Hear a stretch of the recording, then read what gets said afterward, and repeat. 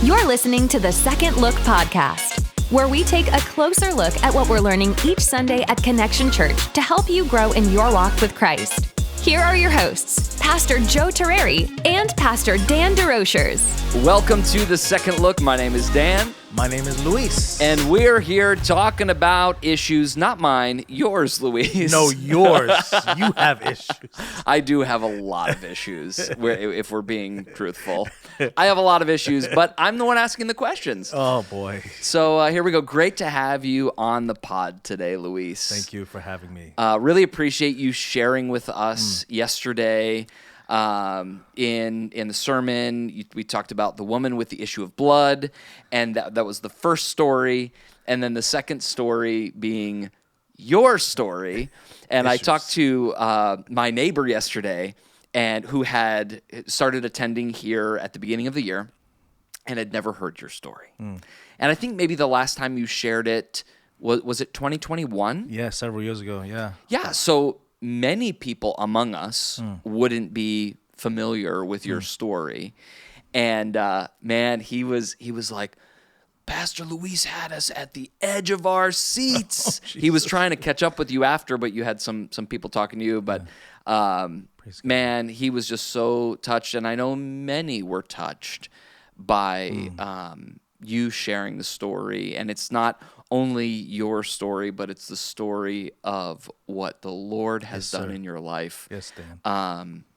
And I wanted to just start by asking you, this happened in 2017, right? And a bit before, but 2017 was the kind of pivotal moment for you. It's not ancient history, but it's not the most recent history, right? What is it like for you to have lived your story and then to share in really a shockingly open fashion? I mean, you're so wide open with everything. It's refreshing and it's beautiful. What has that journey been like for you to be able to open up about these dark moments in your life? Interesting. I've shared it openly many a times, but even as we were walking down to the podcast room, I had shared with you how I'm just heavy, not physically, just emotionally draining, mentally draining. And it happens every time because you relive it, right? But it has been an amazing journey to see. It's just, I'm in awe. Priscilla and I are in awe of what God has done. You're right, it's not ancient, but it's not present, as you said. And every time I share the story, I feel energized. I feel encouraged. It's not theologically. There's no theological backing for this, but I feel like a bucket of grace is just poured over our lives. Yeah. And I say our lives, meaning Priscilla, myself, Alejandro, and Lorenzo, because they all lived it too. Yeah, and I wanted to go there as well, because that was one part of the story that I've heard before that wasn't part of the narrative yesterday, is the story of your family, right? And your young boys and your wife going through this whole thing. I wanted to ask, was Priscilla aware of your addiction while it was happening? Great question. We get that question all the time. So she knew, but she also, in her talking, when we've talked about the story together, she says, and I quote, she was caught up in getting and having, being a mom and working. And so she knew in her, like down deep inside, something was wrong. But I was able to manipulate it so much. So I had, part of the story that I don't share is I had nerve damage. Right. And so I actually was admitted back in the hospital several times after back surgery. So I manipulated her. Sorry to be so frank, but I manipulated her, the church, the board. So everyone knew something was wrong. They just couldn't pinpoint it. Yeah. Right? And, but yeah, so she knew something was wrong, like I said, and then finally when it all hit the fan, she was able to put two and two together along with everyone else around me. Yeah. And your boys were how old at this time? So let's see, 20. So Alejandro is 17 now. Yeah. So 10, Yeah. And then Lorenzo's 13, he's going on 14 now, so you do the math there. But Yeah. So these were pivotal moments for them in their growth and their maturity and all of those kinds of things. Other thing that I was thinking about as you were sharing your story is a lot of people have been canceled or destroyed for far less than this. And yet, how is it possible that you lost all of those things that you, right? The church, you didn't lose your marriage, you didn't lose your family, but there was a time, a season of loss, but now you can look back these years later and see God's restored you to ministry, restored your credentials, your marriage is stronger than ever. Right? You're really living the dream. You didn't let, or maybe God didn't let this addiction destroy you. But I feel like there are people that maybe allow their addiction to destroy them and keep them down. Can you talk about your process of clawing out of that addiction and your process of seeking restoration in your life? I love that the clawing that you just said. So I get asked this question all the time by those that are going through the process. Yeah. And I have not yet been able to articulate other than I wanted it. I wanted it so bad. And Meaning restoration. Restoration. Yeah. That I use this example all the time, that if you would have told me, Luis, in order for you to get everything back, or for your life to get back, you have to bark like a dog. My response would be, tell me what dog. I'm going to go learn its bark, and I'm going to come back to you and bark, and you won't know the difference. And I could only attribute that to God's calling on my life that really just, I was able to claw back through it. Even though there were dark moments where I thought I lost it all. Yeah. Panic attacks. Nightmares. And it's just a wanting. How bad do you want it? Like the gentleman by the pool. Jesus said, right. Do you want to get well? And it comes down to that. Everyone's, I do want to say this, that everyone's rock bottom is different. That's good. And the clawing out of it, you may look at my rock bottom and judge everyone else's by mine, and that's just not. It's not fair to do that. Everyone has their breaking point. I hit my breaking point, to the point where I think I share this, that many can't understand that it didn't matter if I was gonna stay married, if I was gonna have my family. It didn't matter. I was resolved to live a hermit's life. Wow. All I wanted to do was get clean, think clean again, and get back to who Luis Mito was. Wow. And that's the clawing. Yeah. I want to just talk briefly about ministry, because you talk about barking like a dog, right? You went through the whole process, and there, we're part of the Assemblies of God, and there's the credentialing process, the credentialing bodies, those that review, especially in moments like this, and that you have to do a whole long process for restoration. And I don't know that I've seen it done in such a way that's not only was successful, but exemplary, as you really did every single part of the process for many, many years. But you didn't do that to become a pastor again. No. Why? That's awesome, Dad. But explain kind of what was going through your mind, because I think that's a super interesting that you've shared with me privately. That I wanted to do exactly what they told him to do, and I think you told me that you were prepared, and maybe you actually did, I don't remember, to get your credentials restored and then hand them right back into them because it wasn't about that. That's exactly what I did. So there's reports that you have to write, and I would, write my report, and at the end, after my name, P.S. Please know that I'm not doing this to get back in ministry, as it were, for my credentials. I'm doing this because it's the right thing to do. Yeah.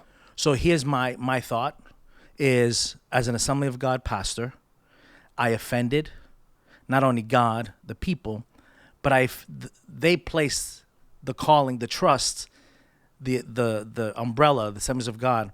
And so I just thought it's right to make things right, not only with God, but with man. Yeah. And that was my view, is making it right with the umbrella that credentialed me. Because you could have walked away.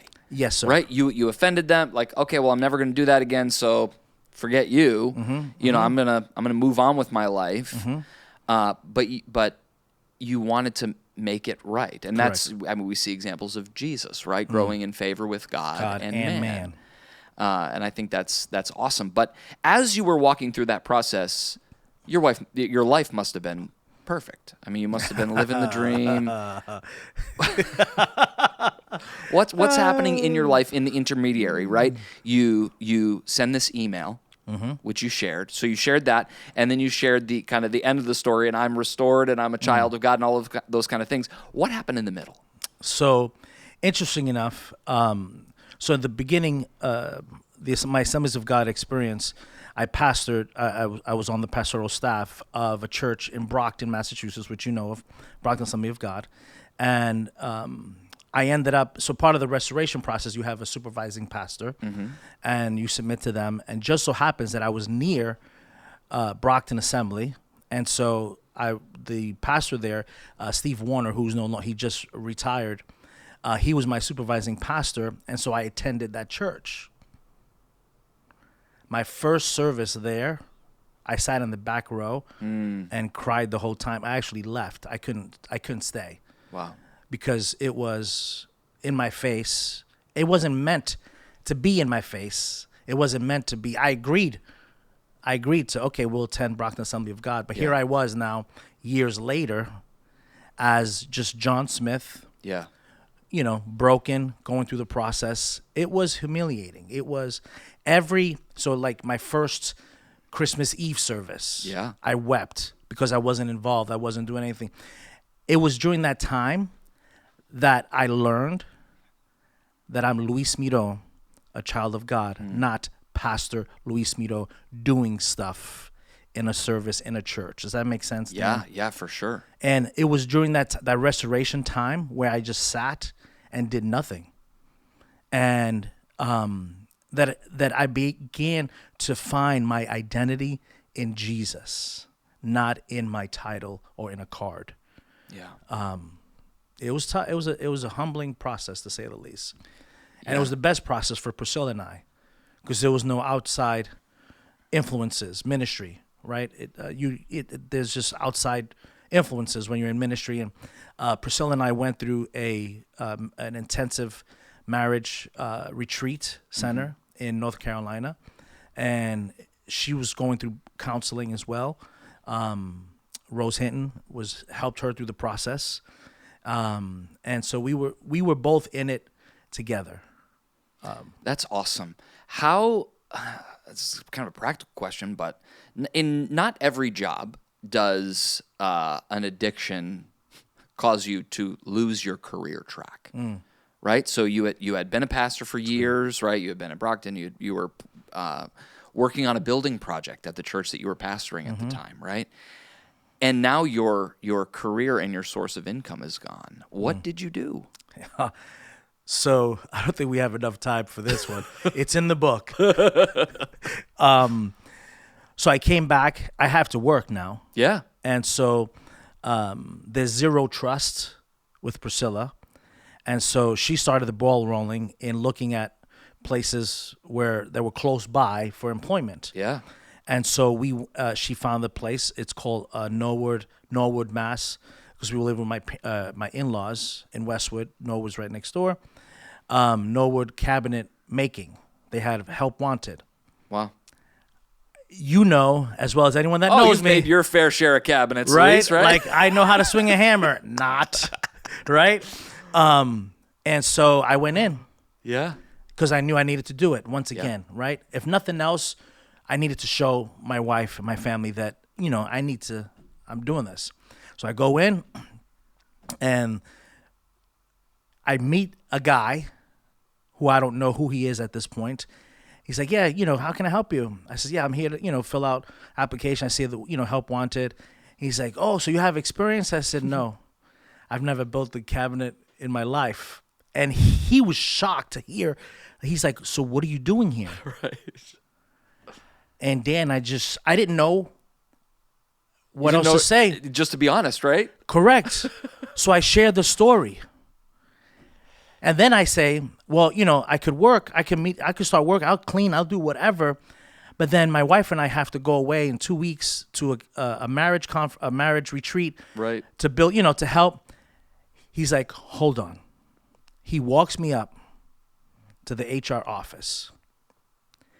And we get into the HR office. And he says, I want to hire this guy. Come to find out, he was the vice president of this company. Wow. And if the lady at the front desk, she had stepped away for whatever reason, if he had not come down the steps, that interaction wouldn't have happened. And in the HR office, I said, before we continue, I want to be on the record that I don't know what I'm doing. And he's like, it doesn't matter. I want someone like you on our team. Wow. That's so funny. That's exactly what we said in your interview to work here. And I said, I don't know what I'm doing. I am asking these questions because if there's somebody watching or listening who is going through this process and is like, man, maybe we all got issues, but maybe there's something happening, and you hear this story like it was dark and then it was great, or walking through the process and it's hard, like it's a slog, man. Yes, sir. It really is clawing. And I'm assuming, you talked about Steve Warner, of course, with Priscilla and Rose and all the people that were around you. We don't need to claw alone. No, sir. Right? So can you mentioned yesterday, just for a brief couple of minutes, talk about what you are starting and what you mentioned yesterday, the support group, to help people that are trying to claw their way out. So it was clearly has been, there's a need in our church. And we're not trying to, I just want to make clear, we're not trying to be a Celebrate Recovery. It's an added support system. That's good. Right? And so you continue going to Celebrate, you continue going to NAAA. But I targeted 11 others who I know from my connection with them, my support to them, and I reached out to them and I pitched them this vision that I believe God has given me, and they all agreed. They were all willing, Dan, to stand up. They were all willing to attend all 3 services, and as I said their names, they were going to stand up. Like taking the anonymous out of anonymous. Correct. Wow, that's and awesome. And they're all willing. And so that's why they agreed. So because not everyone was able to be here this weekend, so we shift to just names. Yeah. But those are real people. Those are real people. And some of them were in service and who agree that we can't do this alone. And interesting, our last meeting before this past weekend, one of them said, people need to know that we are here with them and for them. And that's how the church, the body of Christ, ought to be. Yeah. Right?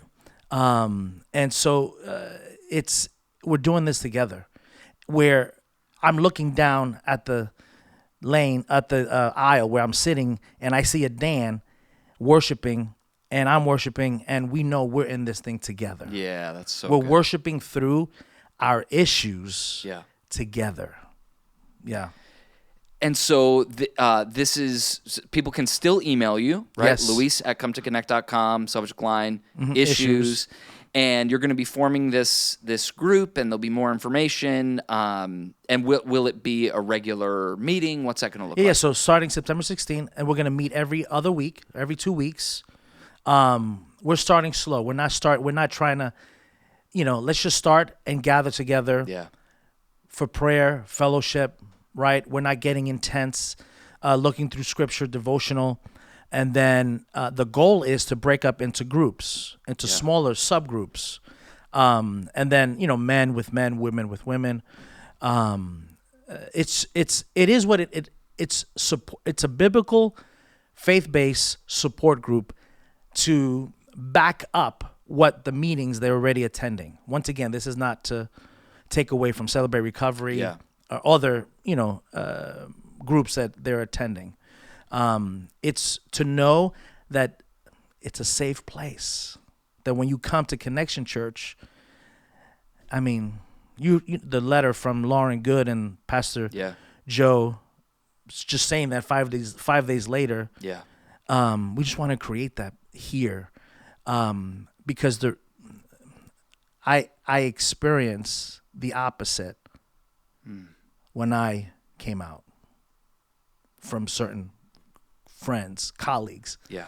But by the grace of God, we're doing this. Awesome. Well, thanks for sharing your story, Luis. Appreciate it. You can email luis@cometoconnect.com. And this has been another episode of The Second Look.